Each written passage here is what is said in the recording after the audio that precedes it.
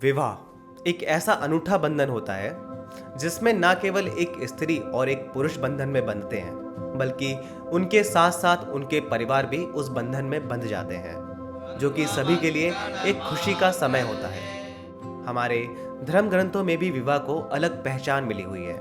आजकल के समय अनुसार विवाह की अगर बात करें तो सिर्फ लोगों को यही पता होगा कि विवाह दो प्रकार के होते हैं। एक अरेंज मैरिज, जो दो परिवार की सहमति के बाद किया जाता है, और दूसरा लव मैरिज, जहां परिवार से पहले ही दो व्यक्ति मिल जाते हैं, तब वह विवाह होता है। लेकिन क्या आप जानते हैं कि हमारे धर्म ग्रंथों में विवाह के कितने प्रकार हुआ करते थे? अगर नहीं तो यह वीडियो आपके लिए ही है। बस यह वीडियो आपको लास्ट तक देखनी होगी।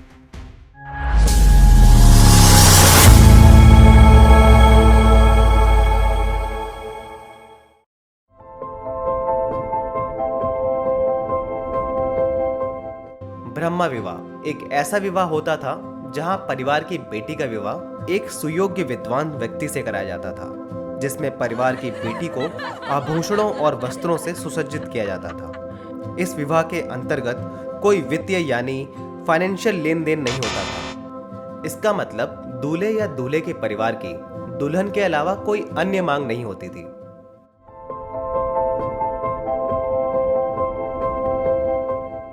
दैव्य विवाह के अंतर्गत एक परिवार अनुष्ठान कराता था, और जिस परिवार के लिए यह अनुष्ठान किया जाता था वहां परिवार की बेटी की शादी उसी पुजारी से कर दी जाती थी, जो पुजारी उस अनुष्ठान को संपन्न करता था। दैव्य विवाह के अंतर्गत दुल्हन का परिवार ही इस प्रकार के विवाह की इच्छा रखता था।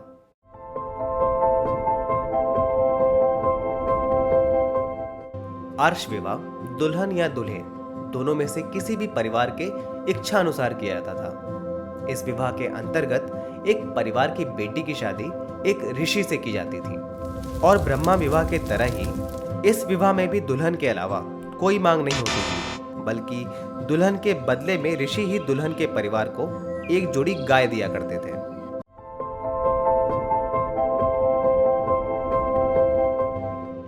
प्रजापत्य विवाह का प्रस्ताव भी दैव्य विवाह के भांति लड़की के परिवार द्वारा रखा जाता था, जहां विवाह से पूर्व यह स्पष्ट होता था कि भविष्य में वर वधू दोनों ही धार्मिक व सामाजिक कर्तव्यों के समान ही भागीदार होंगे, और दोनों ही समान रूप से अपने कर्तव्यों का पालन भी करेंगे।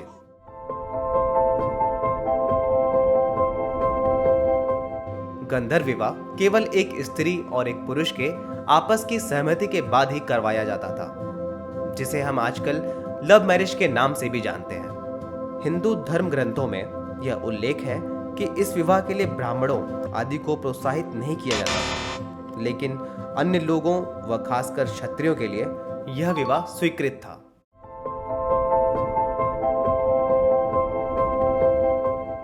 असुर विवाह के अंतर्गत दूल्हे पक्ष की तरफ से दुल्हन पक्ष को एक कीमत चुकाई जाती थी, जो कि दुल्हन के बदले में दुल्हन के परिवार को दी जाती थी। दूल्हे व उसके परिवार के द्वारा विवाह का यह तरीका ब्राह्मण व क्षत्रिय समुदाय के लिए बिल्कुल भी निर्धारित नहीं था।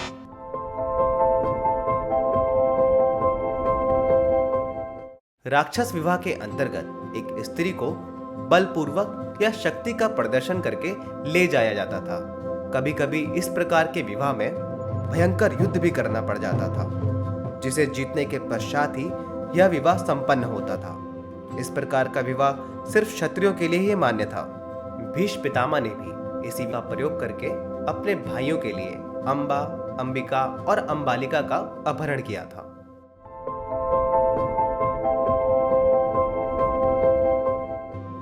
हिंदू धर्म ग्रंथों के अनुसार पिशाच विवाह एकमात्र ऐसा विवाह था जो कि सभी समुदाय के लोगों के लिए अस्वीकृत था। पिशाच विवाह के अंतर्गत एक पुरुष किसी स्त्री को धोखे से या छल पूर्वक प्राप्त करके उससे विवाह करता था। तो यह थे 8 ऐसे विवाह जिनका हमारे धर्म ग्रंथों में उल्लेख किया गया है।